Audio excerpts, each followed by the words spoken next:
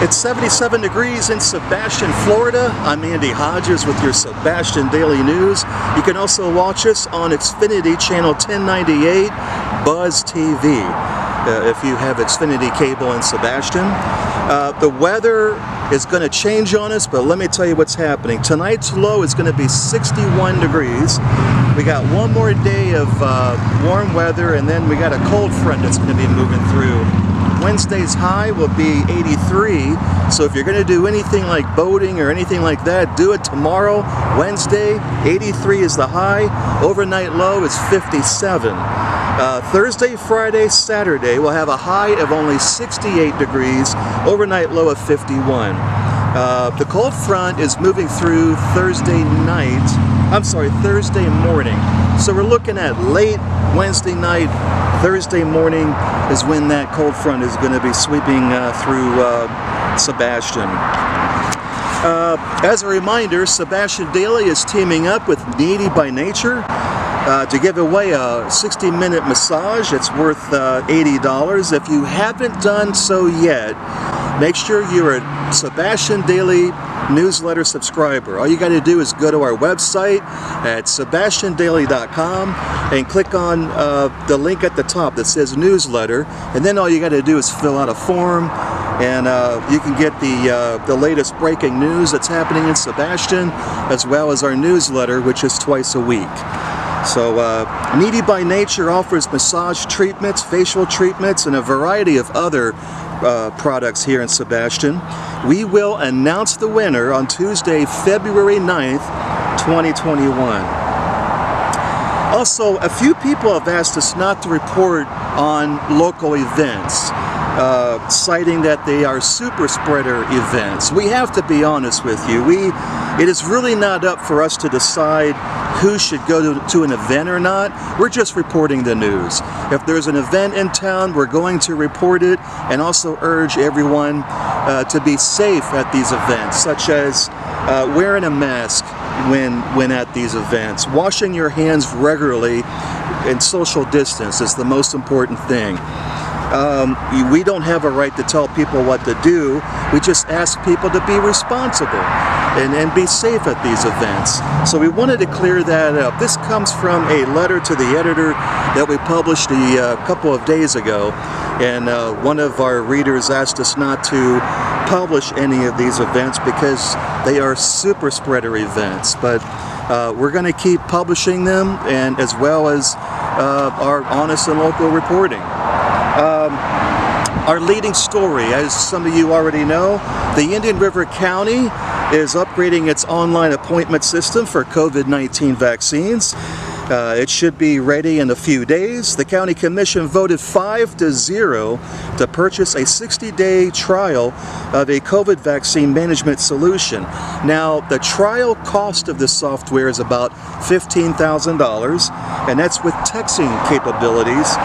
And it could be, the cost could go up to $200,000 annually if the county keeps it. And now this is being paid for with CARES Act funds. So the taxpayers are not paying for, the local taxpayers that is, they're not paying for the software. Commissioner Laura Moss told us that she has some concerns over the costs, although she did vote in favor of it. She hopes that residents will find comfort in knowing that they have an appointment, even if it's a few months out. So they're going to announce some stuff here within this week on their website, ircgov.com. We're going to keep an eye on it as well, and we'll let you know if there's any updates to that. Just want to let everyone know there have been 56,000 people registered on the alert list. This is the alerts that people sign up to that tell them that they are now accepting appointments for the COVID-19 vaccine. There are more than 53,000 residents aged 65 or older in Indian River County. The biggest problem we have right now in the county are the vaccines. This week again, we only had 1,000 vaccines for the county to distribute. The week prior was 2,000. So the county is in desperate need for more vaccines. Other than that, the county really is doing a great job for the most part. They just can't get enough vaccines for people. Also, Florida Governor Ron DeSantis only wants residents in the state to get the vaccine. Snowbirds can get the vaccine if they can prove Florida residency. And Florida snook season resumes February 1st for recreational harvest. According to the FWC, snook are one of the many reasons why Florida is the fishing capital of the world. The FWC encourages anglers to carefully handle and release snook that they are not going to keep. This helps them survive after being released and helps to ensure the species abundance.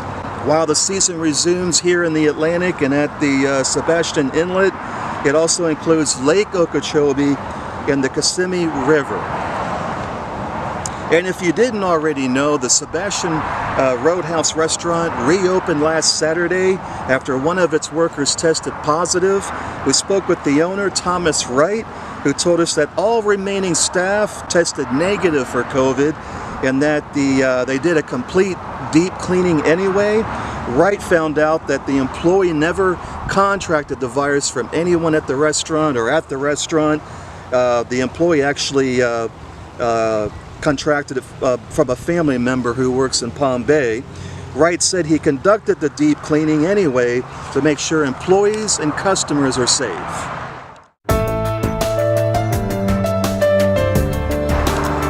And we've got some COVID numbers here. 6 people died today in Indian River County after contracting COVID-19.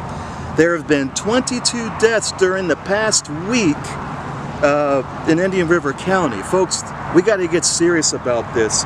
In Sebastian, we are averaging 14 new cases a day now. That's down from 16 a week ago and down from 35 about 2 weeks ago. So we're doing good on fewer new cases, but it's the number of deaths that we have to be concerned about. There's other parts of the county that are also in trouble. Actually, in Brevard County, Grant has an uptick, and in Indian River County, Fellsmere and Vero Beach are 2 places we got to keep an eye on. Micco and Barefoot Bay went up slightly, but you're doing okay. The numbers are still down. We'll go over these numbers real quick. Sebastian, 1,287 cases since the pandemic started. Roseland is 10, it's up by 1 this week. Barefoot Bay, 74, that's up 4 this week. Micco, 46, that's up 3. Grant, 113, that is up 6. Fellsmere, 793, that is up 43. Wabasso hasn't changed, it's still at 17 since last Friday. And Vero Beach, 7,159, that is up 446 since last week.